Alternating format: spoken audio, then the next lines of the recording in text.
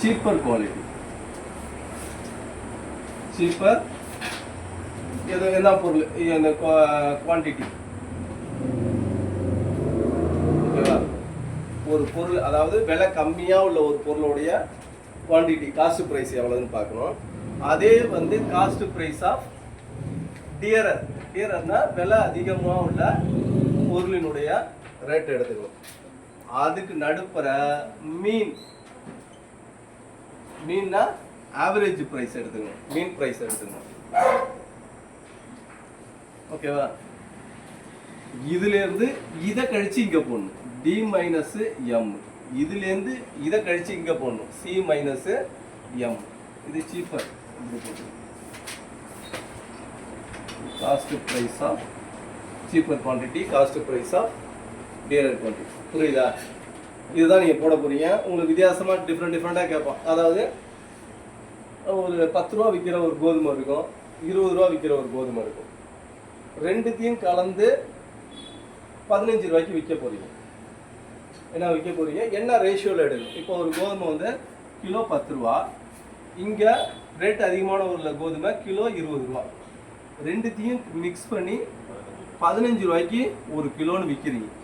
எந்த விகிதத்தில் கலந்தால் அந்த ரேட்டுக்கு நீங்கள் விற்கலாம் அப்படிங்கிறத பார்த்தீங்கன்னா, இதுலேருந்து இதை கழிச்சு போட்டிங்கன்னா என்ன வருது, 5. இதுலேருந்து இதை கழிச்சு எடுத்திங்கன்னா என்னது, 5. அப்படின்னா என்ன ரேஸு, 1:1.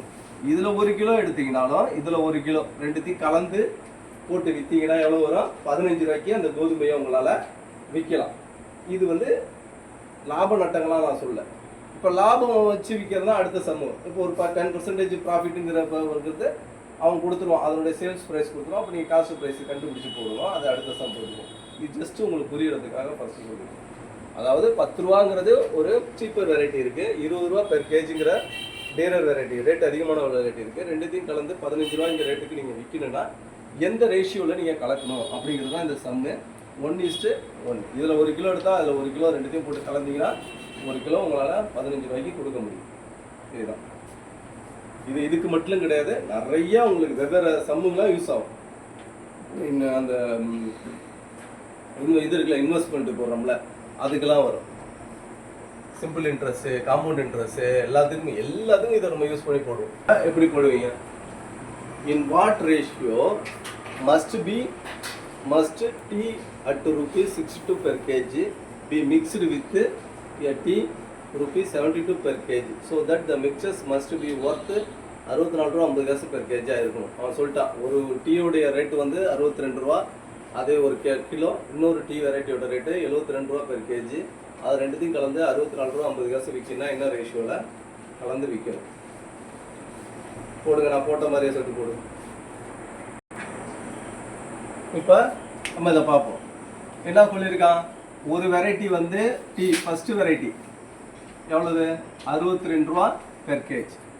செகண்ட் வெரைட்டி வந்து 72 பெர் கேஜ். அது ரெண்டுத்தையும் கலந்து எவ்வளோதுக்கு விற்கணும், 64 ரூபா 50 காசுக்கு விற்கணும். என்ன ரேஷியோவில் கலந்தால் அந்த ரேட்டுக்கு நம்ம விற்கலாம் அப்படிங்கிறது தான் பார்க்கணும். இப்போ என்ன செய்வீங்க, இதுலேருந்து இதை கழிச்சிங்கன்னா எவ்வளோ வருது, 7 ரூபா 50 பைசா. இதுலேருந்து இதை கழிச்சுன்னா எவ்வளோ வருது, 2 ரூபா 50 பைசா. இதை நீங்கள் ரேஷியோவில் அடிச்சிங்கன்னா 0.5. இதில் எத்தனை 0.5 இருக்கு,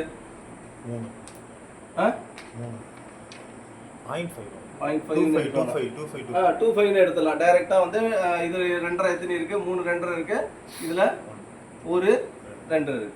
ஓகேவா? இது பார்த்தீங்கன்னா என்னாச்சு, 62 ரூபா பெர் கேஜி உள்ளதில் வந்து 3 கிலோ எடுத்தோம்னா 72 ரூபா ஒரு கேஜியில் உள்ளதில் 1 கிலோ எடுக்கணும். இப்போ ரெண்டுத்தையும் இந்த ரேஷியோவில் 3:1ங்கிற ரேஷியோவில் கலந்து நம்மனா எவ்வளோதுக்கு விற்கலாம், 64 ரூபா 50 காசுக்கு நம்ம விற்கலாம்.